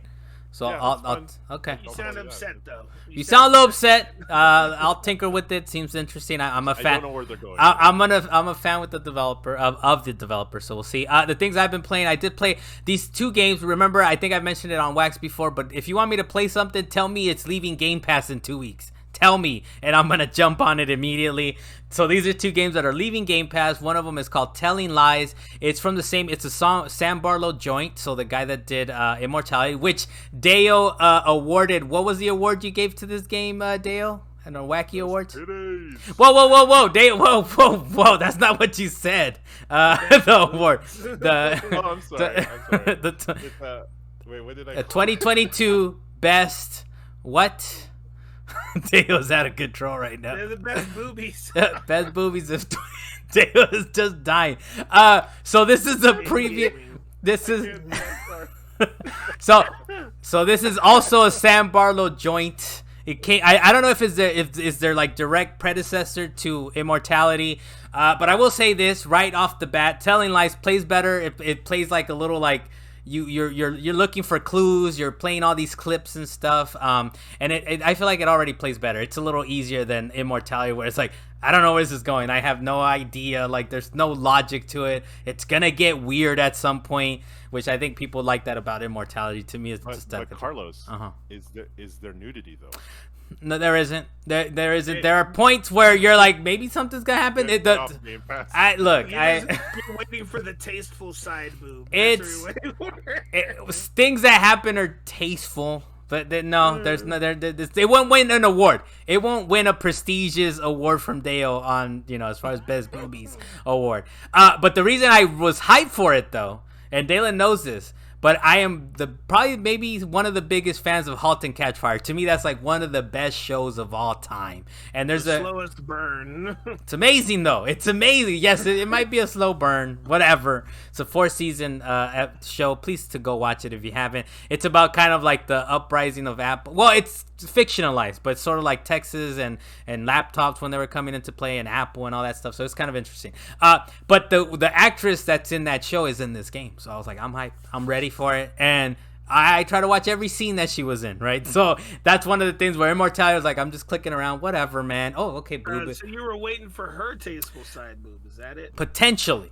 I will neither confirm nor deny. But Telling Lies is just as wacky as Immortality as well. It's really, you're just watching a bunch of scenes, random scenes. You're starting them at the middle of the clip. But the acting's pretty good. A lot of these guys are pretty good actors. Like I said, *Halt and Catch Fire's Carrie Bichet. And also the guy from, I know the big thing that he was in was a movie called Upgrade. I don't know if you guys remember that a couple years ago. Oh, I do remember that movie. I saw it in theater. That guy is in this. So maybe you might be interested in Telling Lies then before it leaves Game Pass in a little bit. Nope. Okay, got you. I don't blame you for that. It's click and point, and yeah, it's fine. It's fine. Sam Barlow, if I hear his name, it's kind of like the Arcane games. I'm gonna look away. I'm gonna just look away. It's very Barlowy. It's very Barlowy. Here's a Sam Barlow joint. The other thing that's also leaving Game Pass is Taiko no Tatsujin, the Drum Master. I played it for a couple sessions. My daughter got into it a little bit. You need to play. You need the drums for it though, man. It's cool playing it on the controller. You get the little beat to it. It has a bunch of weird songs that you guys probably know. To me, it's like it said Neon Evangelion, Dragon Ball Z, Spirited Away. Which is cool. So I guess if you're a fan of anime and all that stuff, make sure to check it out on Game Pass before it leaves in a week or so. And you also have to be a fan of like old school Japanese like sitcom show music. Sitcom like show music. Yeah, that's what it is. Yeah, they have like, what is it? They have like karaoke Vocaloid music in there. And They got stuff. They got stuff from shows that we haven't heard of since 1970s. Yeah. So. I will say the song list in Tatsu no Sujin is a lot better than the one that's on the Switch. There's another Taiko Drum Master game on the Switch, and I've been playing that one recently. Yeah, it's okay, but this one has a better song list. One thing I will say in both regards is if you the game is way bigger out in Japan, and they have a whole bunch of DLC that comes with a whole wider range of songs. So if you ever got your hands on the Japanese versions, then you'd actually. Well, this one I think has like those options as well. DLC. I mean, I don't know how extensive it is. Okay, Dalan, I get it. Not like Japan, but the game is very Japanese, and it does have some DLC stuff. So if you guys are interested, before it leaves Game Pass, and you're like, this sounds wacky, it is. It's very Japanese. I can't read this. And the drum is just out of control, doing wacky stuff all the time, falling over. So I liked it. I like rhythm games. So in the last week, 2 games that I'm like, take or leave it. But Carrie Bichet in Telling Lies, if you need to see her before she leaves on Game Pass, go ahead and check that out. Dude, I just looked her up. I didn't know who you're talking about, and I just looked her up. I've seen her before. I don't know if you guys watched Scrubs. Did you guys know that show? Oh yeah. Never heard of it. That sounds like a very backwater show. Dalan. No. He's messing with you, Dale. He's messing with you. Dalan, come on, man. Settle down over there. And so she took over reins in like season 9 or something like that. There you go. I was like, I can't believe I know who you're talking about. Hey, Carrie Bichet, man. Halt and Catch Fire. Please still watch Halt and Catch Fire if you ever get a chance to. Please to check it out. It's 4 seasons of just. Man, I love that show. So that's about. Oh, Dalan, did you have anything else? What have you been playing? Has it been mostly Destiny, Rocket League, Dalan, or what you been getting? Yeah, it's really just been Destiny and Rocket League. I haven't actually had a chance to play anything else. I've been dealing with real life. I've had to deal with TP people and my roof and you. You promised us the clip, Dalan. The clip. Look, I don't have it at this particular moment, but I will work on it and try and get it up. We'll get it out. We'll get it up on Twitter Nation. The shadowy figures TPing your gnomes, Dalan. Hey, look. Well, look. That's an episode for now. now of Salient Points number 98. But if you stick around after the credits, I don't know what credits, but I'll just leave a gap of space and just it'll start up. But we will do a little mini scene tit for The Last of Us episode 2. If you guys want to listen, because it's full spoilers around that, around these parts for that. All right, full spoilers on that. So if you want to stick around, go ahead and do that. If not, we'll see you guys next week. Carlos, Dalan, Deo, Luis. But I think we could just kind of roll into it, right? To get to a little scene-tit situation. Are you guys ready? Luis, are you good with just the recording? We just keep recording and then we'll just kind of clip it out. Yeah. That's all right. Fine. Just do a little 10 minutes. You know, little 10, not 10. Snip. All right. So this is a mini. Dylan, please. This is an episode of Scene-Tit. A mini Scene-Tit, if you will. I'm Carlos Macias. We got Dalan Kirkwood up in the mountains, Deo Blas, and Luis Mendez. You guys, thanks for sticking around. If you guys were checked out the last episode of Salient Points, you got this bonus. You already heard it, but we clipped it out just in case for all the people that only care about the zombie fight situations. Can I kick it off real quick though? And can I go straight into spoiler mode immediately on the wackiest situation that happened in that episode? You shall. The tendril kiss, man. What the fuck was that, man? What was it? Was gross, man, but it was amazing at the same time. It was incredible at this because it's like, this is wild. Are they gonna do it? It's like, oh yeah, they're gonna go full into it, and it's gonna blow up. The remake of Resident Evil 4 is at that level. Like where they make it a little wacky that way. It's that gross. I want it to be dark. That was dark. Yeah, it was disturbing, dude. And it's funny because it's not like a jump scare. It's not like, oh, it's building up dread, or it's like, what are they gonna do? Oh, okay, the zombie's just gonna come up to this woman. I've been watching this show with my daughter, by the way, and she was like, ugh. She was like, that was priceless. It was priceless. That she was watching it at 100. She's like, is it necessary to put it at 100? Yes, it's necessary to blow up this TV. These speakers are gonna be blown out by the end of this series, but it will have been worth it. It will be, but it's an amazing show. Go ahead, Dale. What are you thinking here? I see you nodding, or are you just? I agree with everything you just said. I think it's crazy. This is the last plagas. Yeah, it's too much. I think it's crazy that in a show where it had the tendrils and the clickers, that tendril kiss was scarier than the clickers. Which is that clicker scene was amazing. Yeah. When they got into the Boston, what do you call it? The museum. Oh, the actual clickers moving around. But that thing was creepy when you see them when they're on the rooftop and you see them slithering around, because you're like, those graphics. No, they're creepy. They're like slithering around, right? Like bumping all over each other. I mean, that was the risk that they took when they had to explain that it's not spores doing the whole thing anymore. It's tendrils. Yeah. Everything's connected around them. Yeah. So, which was a new thing. I don't remember that being in the game. Was that a part of the game? Oh, okay, that's what I thought. That was like that was a show decision where they're like, no, spores don't get contaminated by spores anymore. It's by tendrils. Yeah. So that's the main medium that infects everything, and it stays. And I'm glad they explained, and they went into more in depth in it in the beginning of the show and throughout the show. When Joel, before they got into the museum, Joel's examining one of the tendril, a big thicker tendril thing on the floor. Yeah. I was oh, it's dry. That means we could go in. I was oh, they never had that. Yeah, they didn't really have that in the game. I was thinking I just don't pay attention in the game sometimes. No, they're creating new little story threads, little wrinkles to it, right? And if you guys stick around to the end of the episodes, HBO does those little interviews with it, and they have Neil Druckmann and the director. I actually stick around for those, and I force my daughter sit down. We're gonna listen to these characters talk about this show we just watched. So I'm over here forcing her to sit down for the little 5-minute interview. But they talk about how they did have to switch it around. Some of the stuff makes more sense. The tendril stuff makes more sense than the spores, where they could just be, dissipated, or I don't know what the word is. My bad. Whatever the word is. But they kind of explain to well, it doesn't necessarily make sense that the spores are happening, right? The tendrils kind of make more sense for this. Luis, since they just didn't want to buy the mask. Before we step on any more of Luis's lines, Luis, what are you thinking, man? What are you thinking so far about what we're talking about? Or what do you want to do? So the thing that I was mentioning at the top of the Salient Points episode that we just recorded before this, where I was saying the thing that they removed that they might bring back later, that was the spores that they were talking about. So they removed it from the show. And like you guys had said, and they said, well, we're not necessarily removing it from the world, but we just didn't find a place to put it into season 1. If you guys want to potentially see it, then keep watching, and then we'll probably get renewed for season 2 and maybe find a way to sneak it in there. Yeah, which at this point, one of the things we didn't mention, but at this point, they've actually increased their viewership. Usually you have a season premiere, it drops off a little bit. It's still good, but it drops off. People are like, the word of mouth is strong on this one, but they're like, no, we actually increased viewership for episode 2. Mm-hmm. So go ahead. And maybe it'll come back for that.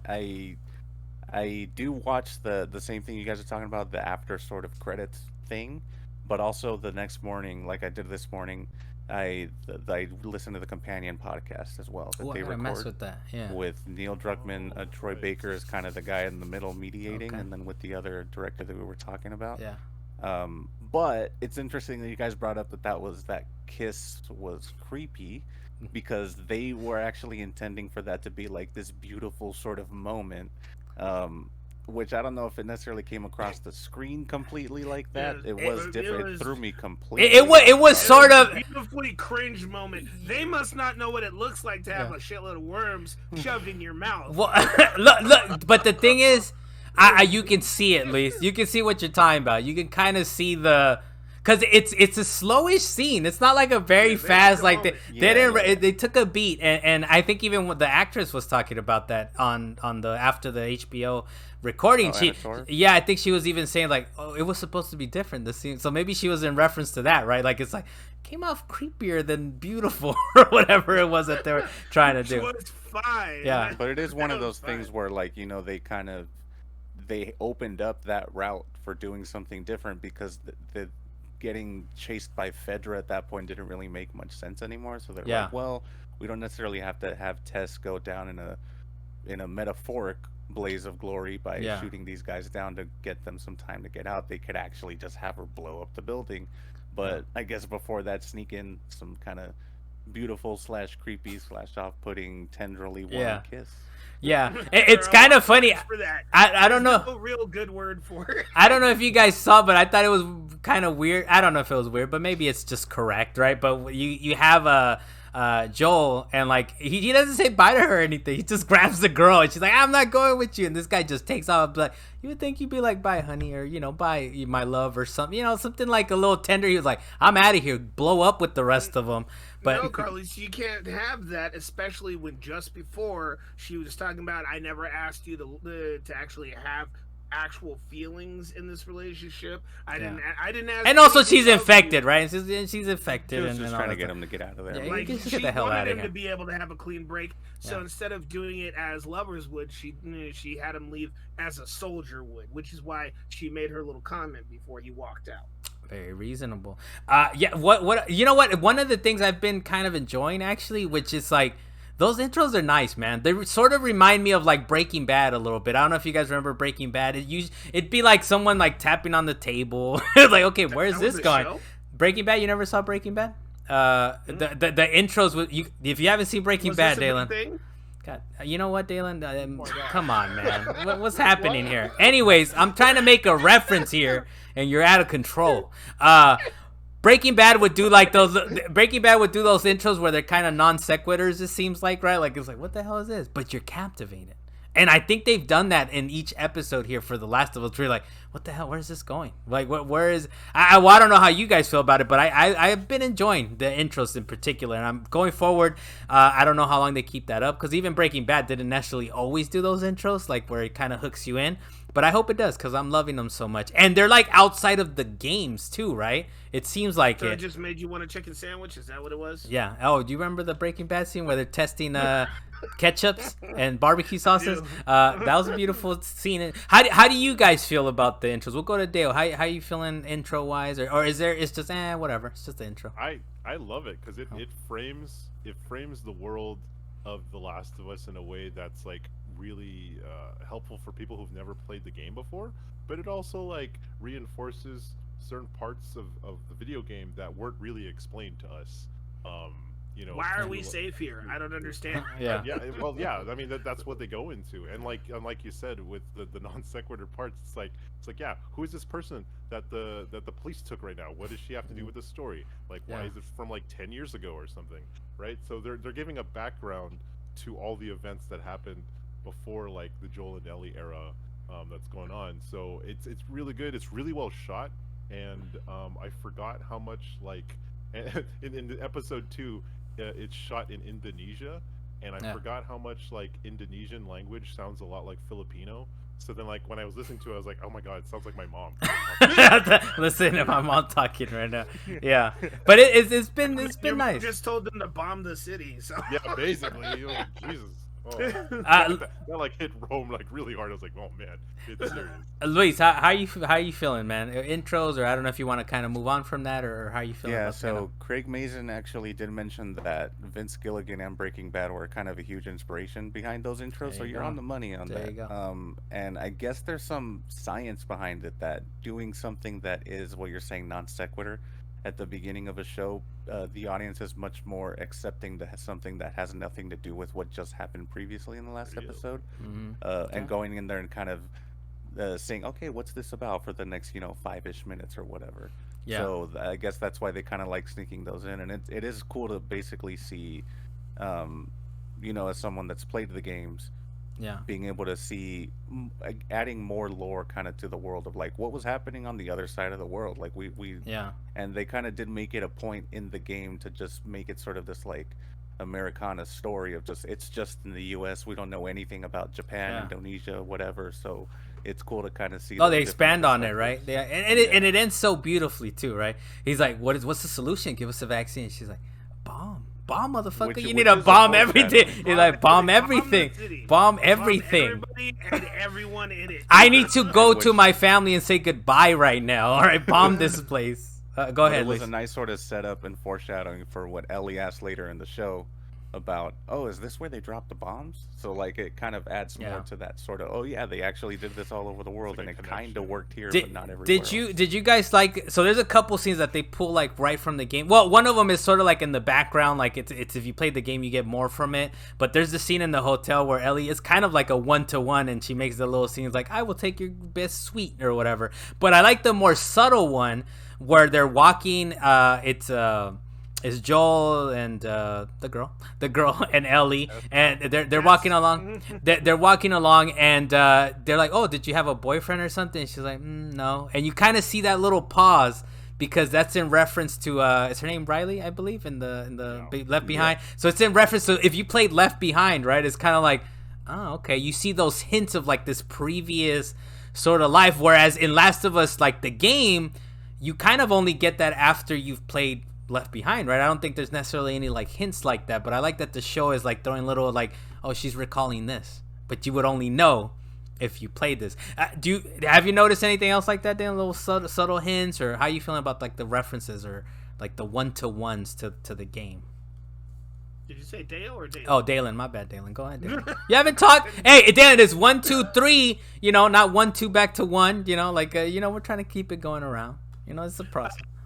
I actually like the fact that they are slowly veering away from the exactness of the game in regards to the TV show, because honestly, I didn't think a 1-to-1 would work in regards to Last of Us, and I'm super glad that they actually had these little openings to actually have larger explanations, or at least little pieces of background, because that actually creates a different type of gravity to the situation that's coming up. And if they keep doing it, they're just going to keep building upon how bad clickers are. And I mean, there was even the fact that what was it, Ellie mentioned the fact that there were ones that explode and stuff like that, and, that's a cool nice little reference. Yeah. So there's all kinds of references that drop, and she's coming to this realization that they are worse than what she has even heard, and they've only ran into 2 of these things. I mean, when you're playing the game, you're in a room with like 6 7, and if it gets any larger than that, you're probably dead. And, and it's funny seeing like, say the characters or kind of kneeling or crouching, right? But in the game, in the game, it's like it's a mechanic. You're playing the game. You're like, it's very common. You see it in games all the time. But just seeing it on film, them crouching, I was like, that must hurt, man. Those man's knees are in pain right now. Ellie's young. She could deal with it, but this man's knees are. That long when that glass showed up, that was it. That's the reality of being in an actual room. When you break shit, there's rubble and everything makes noise. Yeah. So it's nice, man. All the like subtle little acting, right? Like he's like, shh, they can hear you, but they can't see, right? Like all that little stuff it's awesome. Look, the game, and I do like you were saying, Dylan, they're kind of deviating a little bit. It's not completely 100% one-to-one. But I like that. To me, the games still have their place. You know, like the games, like you should still go play the games, but also watch this show. Right? You know, I say it all the time. Playing the game is nothing like watching the game. It's always different. And the same thing could go for a TV show. You could say playing the game is way different from watching the show.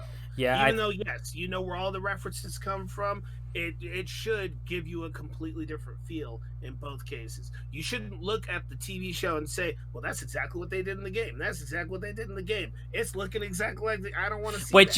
you can't help it, right? You can't help but like I played this scene and IGN does it like all the time, right? Is like these are the one-to-one scenes. This is how they pulled them. And I watch them. I'm like, okay, let me see how close was it. But when you're watching it, you're watching the show. You're watching these actors portraying these beautiful characters, and I they're doing it, man. They're actually doing it. They're making a good show. But I think it goes to show you that when the you know, Neil Druckmann, who is the director of the games, when you have a guy working closely with the TV show or the adaptation, you're gonna get something nice. You're gonna get something great. We'll do one last thing here for this episode. We'll go to Deo first. Deo, anything we haven't mentioned? Anything about episode 2 that kind of stuck out? Or I'm trying to think. I did like. So, like what Dalan was saying is that you can't really, you know, match the TV show one-to-one with the games because like gameplay is totally different from watching something, right?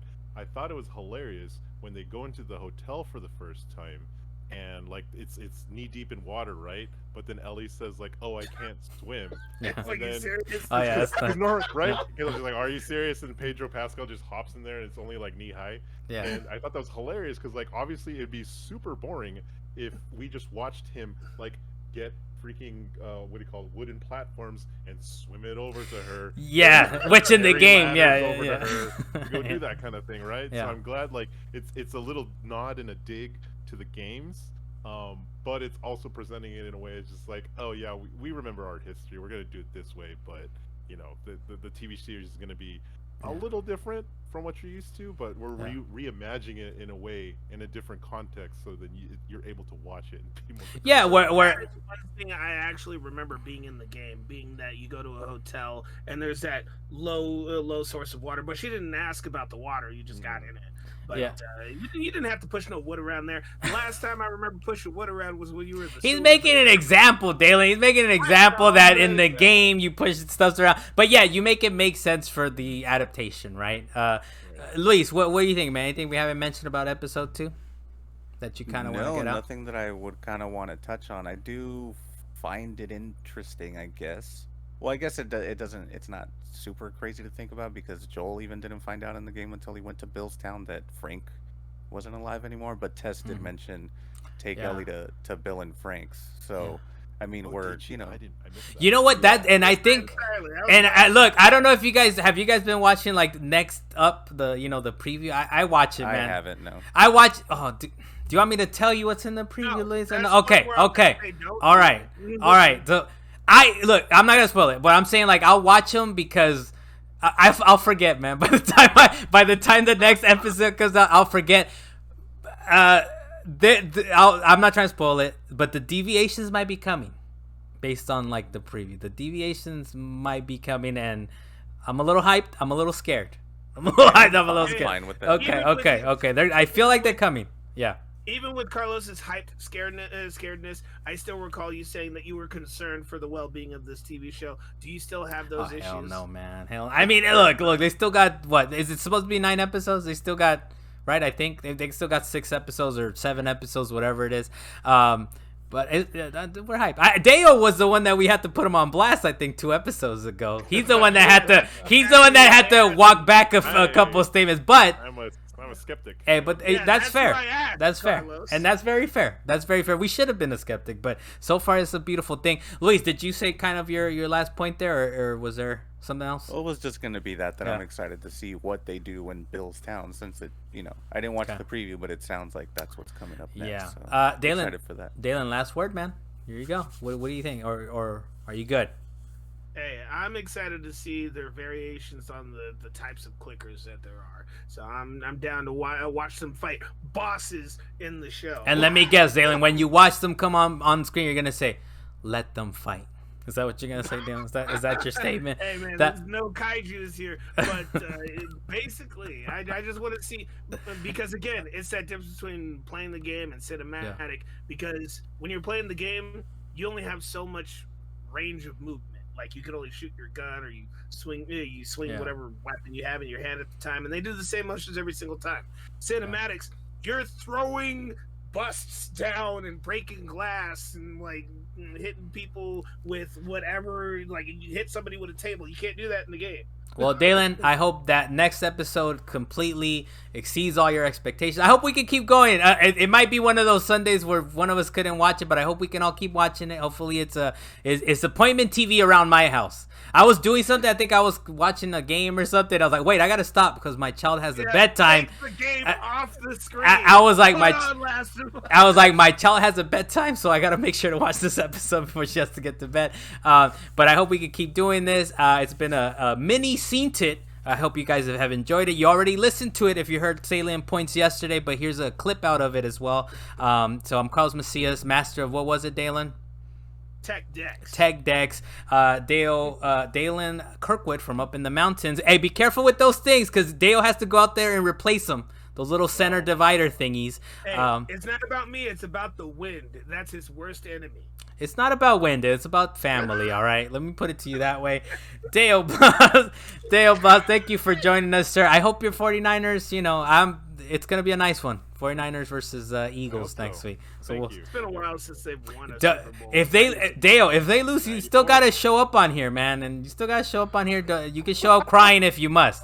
You can show up crying. I don't know if you guys see First Take or whatever, but First Take had the time of his life ripping into Mike Irving. No, Mike Irving or whatever. And it was like, so we'll see. But thank you for joining us, Deo. And, of course, Luis Mendez on the Wheels of Steel. Thank you, sir. See you around. Maybe Need for Speedness. Yeah, we'll see him from the void. I was thinking he might have switched to Zombieland or something, or The Last of Us, but that's all right. People are gonna be like, "What the hell? They're talking about Last of Us, but there's a car on the screen." But I'm just saying, don't die under the mic, Luis. That's all I'm saying. I'm good, man. All right, latest. Hey, keep it moving, like he said. Keep it moving. Carry on. Keep it on a swivel. The latest.